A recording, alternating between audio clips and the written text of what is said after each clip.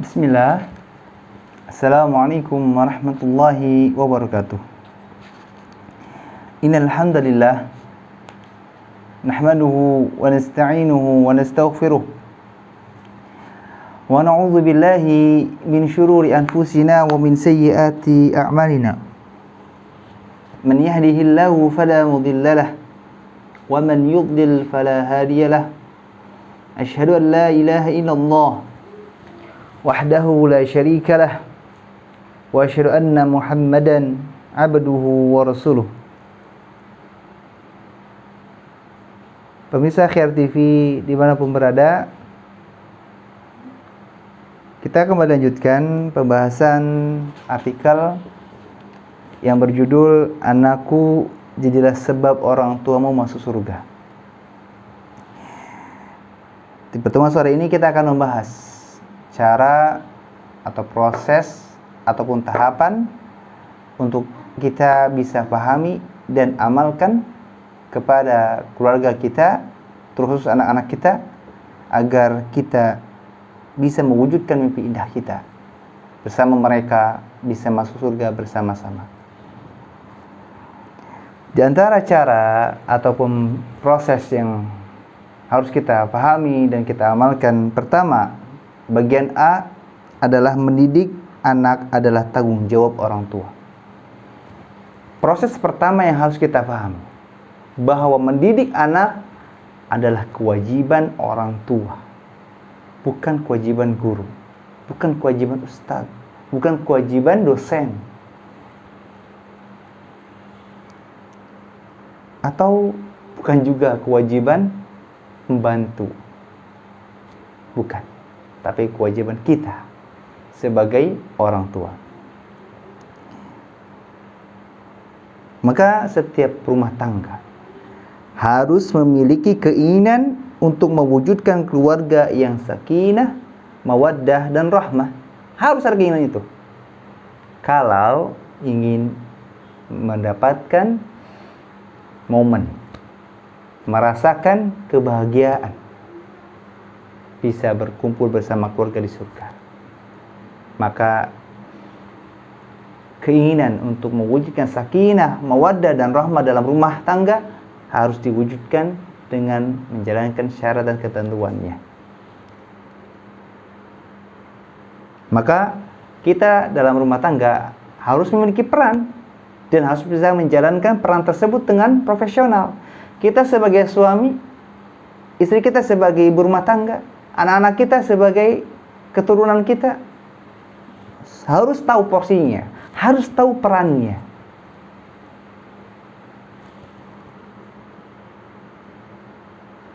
Sebagai suami yang merupakan kepala rumah tangga harus memberikan teladan yang baik, yang benar dalam mengemban tanggung jawabnya. Karena Allah Azza wa Jalla akan mempertanyakan tentang amanah tersebut ketika di akhirat. Karena Rasulullah sallallahu alaihi wasallam bersabda, "Kullukum ra'in wa kullukum mas'ulun an ra'iyatihi, wal amiru ra'in wal rajulu ra'in ala ahli baitihi, wal mar'atu ra'iyatun ala baiti zawjiha wa waladihi, fakullukum ra'in wa kullukum mas'ulun an ra'iyatihi." Kata Nabi, kalian adalah pemimpin dan kalian juga bertanggung jawab atas orang-orang yang dipimpinnya. Seorang raja adalah pemimpin, seorang suami pun pemimpin atas keluarganya. Dan istri juga pemimpin bagi rumah suaminya dan anak-anaknya. Kalian adalah pemimpin dan kalian akan dimintai pertanggungjawaban atas kepemimpinannya. Hadis riwayat Imam Bukhari nomor hadis 893. Semua jabatan di dunia ini akan dimintai pertanggungjawabannya oleh Allah Azza wa Jalla. Bukan hanya jabatan yang dilantik, bukan hanya jabatan yang diresmikan, bukan hanya jabatan yang ada SK-nya, tapi jabatan posisi yang tidak ada kaitannya dengan lantikan, dengan peresmian, dengan surat SK, tetap akan dimintai pertanggungjawabannya oleh Allah Azza wa Jalla di akhirat nanti. Seperti halnya suami, istri, anak-anak. Tidak ada peresmian, tidak ada pelantikan. Tapi peran tersebut diakui bukan oleh dunia, tapi Allah Azza wa Jalla. Kita saja mendapatkan jabatan yang diakui oleh pemerintah. Mempertanggungjawabnya sangat berat. Korupsi sedikit, penjara. Hukuman menanti. Lalai terhadap tanggung jawab, konsekuensinya jabatan tercabut mungkin. Fasilitas diambil. Lalu bagaimana dengan jabatan yang diakui oleh Allah Azza wa Jalla? Tentu harus menjadi pertimbangan yang sangat besar. Fokus kita harus lebih difokuskan lagi, perhatian kita lebih diutamakan lagi kepada jabatan ini. Dalam riwayat yang lain, Rasulullah SAW bersabda, "Innallaha sa'ilun kulla ra'in amma star'ahu ahafidhu dzalika am dayya'a hatta yas'ala ar-rajula an ahli baitih." Atau kama qala sallallahu. Sesungguhnya Allah akan bertanya kepada setiap pemimpin tentang sesuatu yang dipimpinnya. Apakah dia tunaikan atau dia lalaikan? Hingga seorang ditanya tentang keluarganya. Hadis ini riwayat Imam Anas An-Nasa'i nomor hadis 262. Semua pemimpin akan dimintai pertanggungjawabannya oleh Allah Azza wa Jalla. Dan dalam pembahasan ini kita adalah fokus kepada jabatan kita sebagai seorang suami, sebagai seorang ayah, sebagai seorang bapak, sebagai seorang tua. Bahwa kita akan dimintai pertanggungjawabannya oleh Allah Azza wa Jalla tentang keluarga kita. Maka hadis-hadis yang sudah kita pelajari ini bagikan pecut yang bisa membuat kita yang tertidur menjadi bangun, yang tadinya jalan menjadi lari, yang tadinya bersantai jadi bergegas. Sadar, mau sampai kapan kita hidup seperti ini terus? Hidup dengan kelalaian, hidup dengan keburukan, hidup dengan kemaksiatan, bahkan hidup dengan kezaliman. Orang-orang sekitar kita menunggu kita, menanti peran kita sebagai seorang suami, sebagai seorang ayah yang bisa membawa mereka bersama-sama masuk ke dalam surganya Allah Azza wa Jalla. Jadi jawaban yang dimintai pertanggungjawabannya oleh Allah Azza wa Jalla adalah semua jabatan, semua posisi, semua peran. Meskipun itu tidak ada pelantikannya, tidak ada peresmiannya. Karena Allah tidak akan luput dari pengawasannya terhadap makhluknya. Mungkin kalau terhadap pemerintah kita kadang bisa memanipulasi data. Tapi pada Allah tidak ada peluang untuk itu.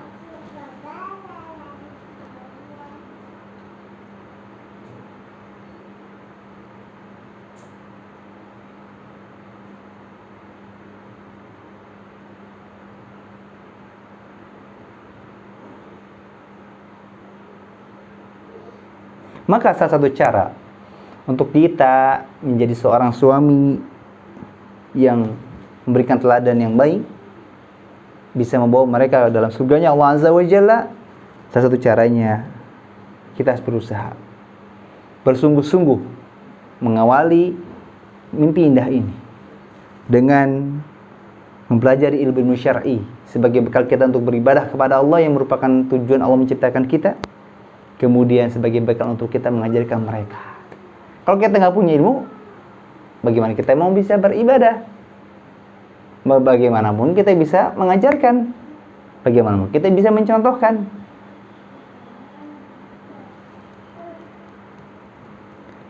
Bukan hanya mempelajari, memahami, kemudian mengamalkannya dan mendakwahkannya dengan istiqomah.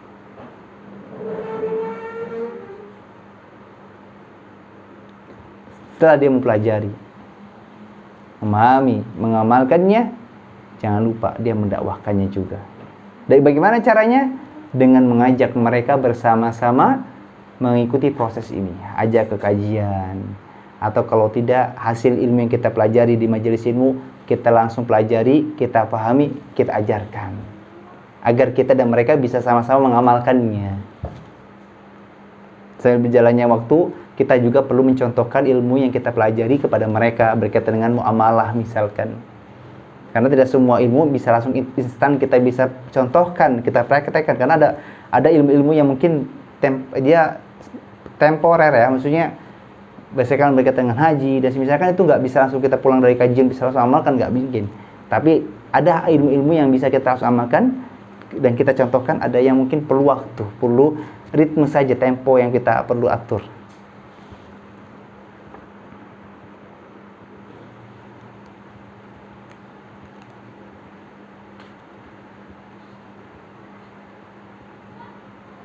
Kayak contoh,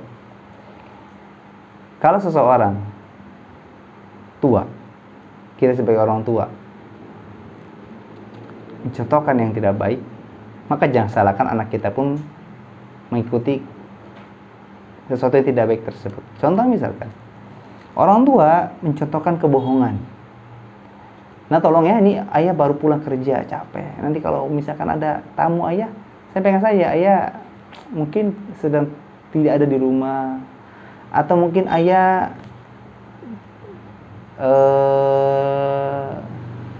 sedang sibuk misalkan. Dan istilah-istilah yang mungkin mengarah kepada kebohongan. Meskipun kita tidak mengajarkan, tapi kita mencontohkan. Akan ketemu titik di mana sikap kita dan mereka akan sama. Allahumma musta'an. Itu contoh saja. Contoh itu tidak harus saklek seperti itu. Banyak caranya. Makanya itu perlu memahami ilmu agar kita bisa tahu cara bagaimana mengamalkan dan mengajarkan. Karena sekali lagi, tabiat seorang anak adalah mengikuti orang tuanya, sebagaimana tabiat istri mengikuti suaminya.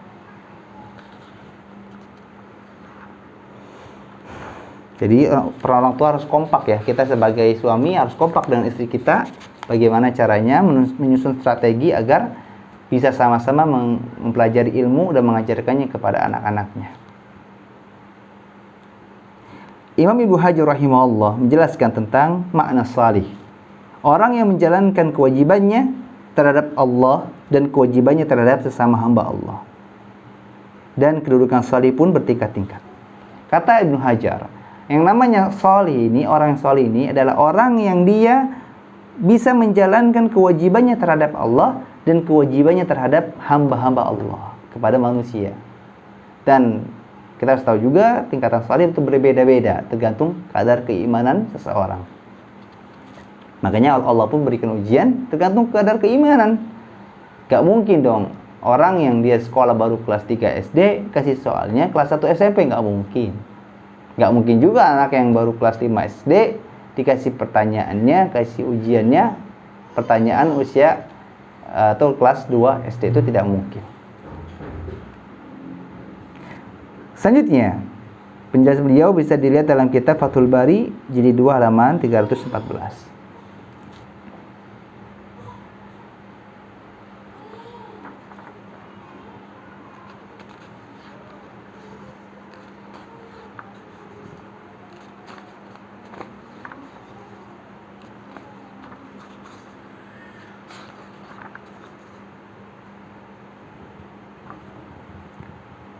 Sebelum saya lanjutkan, di poin selanjutnya saya rincikan di sini.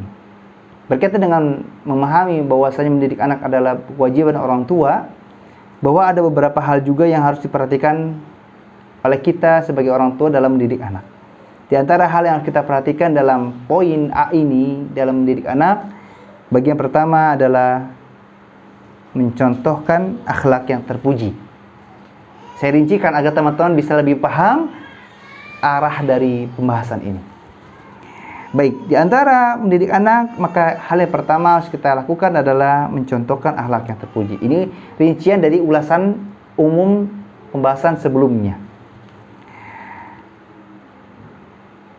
Maka dalam hal mencontohkan hal atau akhlak yang terpuji, perilaku yang baik, kita pun harus berdoa kepada Allah agar Allah hiasi diri kita dengan akhlak yang baik. Nabi Muhammad SAW bersabda ataupun berdoa, Allahumma kama ahsanta khalqi fahassin khuluqi. Nabi SAW membaca doa yang mungkin doa ini makna dari meminta agar dihiasi dengan akhlak yang mulia, dan doa ini banyak riwayatnya, redaksinya. Satu redaksi yang saya bawakan yang bisa kita amalkan bersama-sama adalah Allahumma kama ahsanta khalqi fahassin khuluqi. Yang artinya, ya Allah, sebagaimana Engkau telah memperindah fisikku, maka perindahlah juga akhlakku. Kita meminta kepada Allah agar diberikan akhlak yang indah sebagaimana Allah telah memberikan agar tubuh yang indah kepada kita. Hadis riwayat Ahmad jilid 1 halaman 403. Karena dengan akhlak yang terpuji, seseorang akan menjadi mulia dan disukai oleh manusia. Meskipun mencari keriduan manusia merupakan suatu tujuan yang tidak akan mungkin terwujud, tapi setidaknya dengan kita memiliki akhlak yang mulia, kita akan dimuliakan dan disukai oleh manusia secara umum. Meskipun orang yang baik pasti ada yang gak suka, apalagi orang yang buruk pasti juga ada yang tidak suka. Tapi setidaknya orang-orang yang suka kepada kita adalah orang-orang yang suka dalam kebaikan. Sebagaimana orang yang buruk, ada orang-orang yang suka dengan keburukan. Tinggal kita pilih mana, mau yang bersama kita adalah orang yang suka yang baik atau yang buruk. Itu saja pilihannya. Karena tabiat manusia itu suka ya kalau diperlakukan dengan santun, dengan baik. Itu suka. Mereka tuh suka. Saya pasti di antara kita yang tidak mau disikapi dengan sopan, dengan santun. Dan dengan kita berusaha memiliki akhlak yang baik, itu adalah cara atau bukti bahwa kita adalah umatnya Rasulullah SAW, mencontoh Nabi Muhammad SAW, karena Nabi SAW adalah orang yang sempurna akhlaknya. Nabi Muhammad SAW bersabda, "Laisa minna man lam yarham saghirana wa yuwaqqir kabirana." Ada satu ancaman dari Nabi SAW yang menjadi pengingat untuk kita, awas, hati-hati. Jangan sampai kita melalaikan akhlak yang terpuji ini. Karena ada ancaman dari Nabi SAW, tidak termasuk golongan kami, yaitu orang yang tidak mau menyayangi orang yang kecil, orang yang usianya lebih di bawahnya di antara kami, dan tidak mau menghormati orang yang lebih tua di antara kami. Kalau di antara kita ada yang memiliki salah satu sifat dari dua hal ini, tidak mau menyayangi anak kecil, tidak mau menghormati orang dewasa, tidak mau menyayangi orang yang di bawah usia, tidak mau menghormati orang yang di atas usia, hati-hati, ancamannya laisa minna, tidak akan termasuk golongannya Nabi Muhammad sallallahu alaihi wasallam. Kalau kita tidak termasuk golongan Nabi Muhammad, mau masuk golongannya siapa? Gak mungkin kita masuk ke golongan Nabi yang lain, karena Nabi kita adalah Nabi Muhammad SAW. Kalau kita di Indonesia ini tidak diakui sebagai rakyatnya Pak Presiden Joko Widodo, kalau kita mau menjadi rakyatnya presiden siapa? Karena negeri kita Indonesia. Kecuali kita tinggal di negeri yang lain, mungkin bisa. Ini ilustrasinya, sehingga kita paham bahwa hal sepele yang kita sering anggap tidak perlu kita perhatikan, ternyata itu akan berimbas kepada kerugian dunia dan akhirat kita. Hadis ini Imam Tirmidzi nomor hadis 1919. Dan Abu Thahir menyatakan di sini hasan. Karena berbicara menghormati bukan soal dengan meletakkan tangan kanan di atas kepala. Bukan begitu hormat itu sebetulnya, teman-teman. Tapi kita harus memperlakukan seseorang dengan akhlak yang baik, memenuhi haknya, tidak menyinggung dan menyakiti perasaannya, serta menempatkan seseorang sesuai kedudukannya. Itulah hakikat menghormati. Saya ulangi, menghormati itu bukan meletakkan tangan kanan di atas kepala, tapi menghormati adalah memperlakukan seseorang dengan akhlak yang baik, memenuhi haknya, tidak menyinggung dan menyakiti perasaannya, serta menempatkan seseorang sesuai kedudukannya. Karena kata Nabi SAW, ya, anzilu manazilahum, tempatkanlah mereka, perlakukanlah mereka sesuai kadarnya, sesuai tempatnya, sesuai kedudukannya. Kalau orang dia paham ekonomi, letakkan dia sebagai bendahara, jangan letakkan dia sebagai humas. Contoh saja,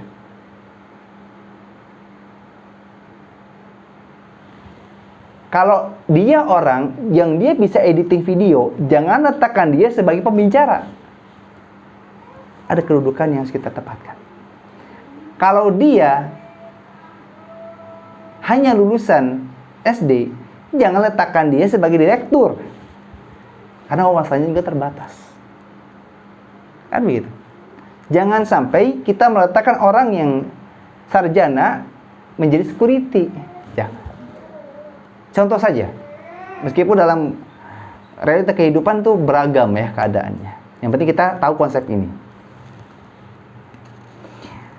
Imam Abdullah bin Zahr rahimahullah berkata, termasuk durhaka kepada orang tua adalah kamu memanggil orang tua dengan namanya saja dan kamu berjalan di depannya.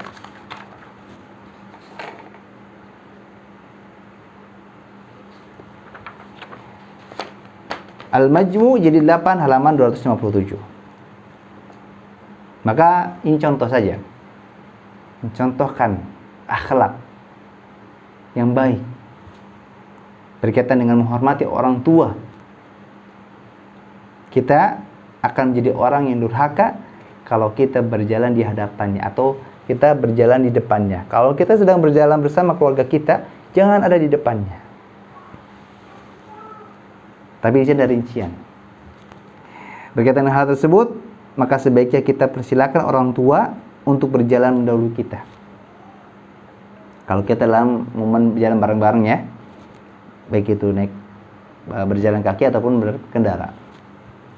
Namun jika ada uzur, seperti mereka tidak bisa melihat karena indera penglihatannya sudah tidak jelas, seperti di malam hari misalkan, atau mungkin orang tua kita sudah karena suasana gelap di malam hari, atau karena berbagai keadaan uzur semisalnya, maka kita boleh berjalan di depan mereka untuk menunjukkan arah jalan. Bismillah.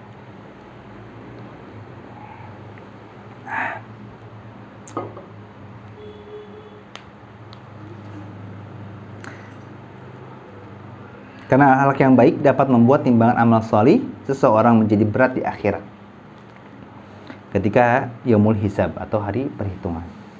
Pentingnya kita mempelajari dan mengamalkan akhlak yang baik karena akan memperberat timbangan amal solih kita nanti. Kata Nabi SAW, ma min syai'in fil mizan athqalu min husnil khuluq. Tidak ada sesuatu perbuatan pun dalam timbangan amal yang lebih berat timbangannya selain akhlak yang mulia. Hadis riwayat Abu Dawud nomor hadis 4799.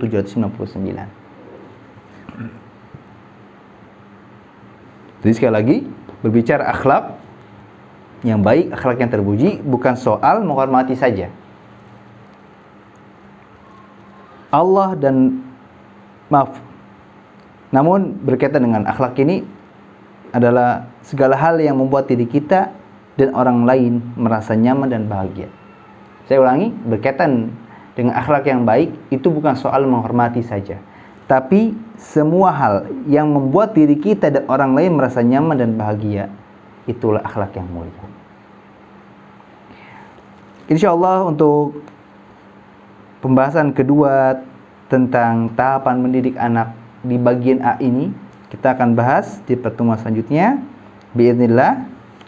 Semoga ilmu yang kita pelajari ini menjadi ilmu yang Allah berkahi, dan semoga dengan kita mempelajari pembahasan ini menjadi sebab kita bisa mewujudkan mimpi indah kita, bisa masuk ke dalam surga bersama keluarga. Amin. Segala yang benar datangnya dari Allah, segala yang salah datangnya dari diri saya pribadi, mohon dimaafkan. Kita tutup dengan doa kafaratul majelis. Subhanakallah bihamdika asyhadu an la ilaha illa anta astaghfiruka wa atubu ilaik. Assalamualaikum warahmatullahi wabarakatuh. Bagi teman-teman yang belum mengerti artikel ini, silakan bisa menyalin atau melihat di website kia.com tentang pembahasan ini. Insya Allah ketik saja di website kia.com di kolom pencarian di website tersebut tentang anakku saja, atau terus judul lengkapnya pun nggak apa-apa, tapi cukup anakku saja, nanti akan muncul otomatis tema ini. Nanti bisa menyalinnya di HP masing-masing ataupun di laptop masing-masing atau di gadgetnya masing-masing, atau bisa juga nanti mengeprintnya seperti ini agar nanti belajar dan membacanya termasuk dalam panduan kajian ini kita bisa lebih enak gitu kan, karena kalau lihat di gadget agak lelah mungkin karena kecil-kecil, dan mungkin gadget kita juga dipakai buat nonton siaran ini, jadi lebih efektif. Teman-teman mungkin bisa mencetaknya seperti yang saya lakukan. Wallahu waliyut taufiq. Wafaqakumullah.